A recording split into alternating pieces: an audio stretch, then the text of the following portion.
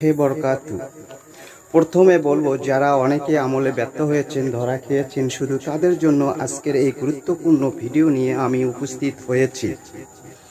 কিছু আমল এমন আছে যেগুলো করতে খুব বেশি সময়ের প্রয়োজন হয় না, অনেক জ্ঞানের অধিকারীও হতে হয় না। এগুলোর ফজিলত অনেক বেশি। এগুলোর বান্দার আমলনামাকে ভারী করে।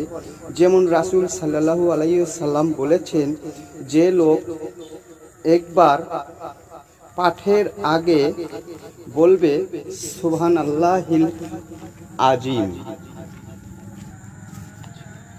আল্লাহর কাছে দোয়া করতে যা ধারণা দিতে কোনো মাধ্যমের প্রয়োজন হয় না, বরং নিজের অন্যায় বা গুনাহের জন্য নিজের আল্লাহর কাছে ক্ষমা চাওয়া, যে ব্যক্তি ক্ষমার মানসিকতা দিয়ে আল্লাহকে ডাকবে।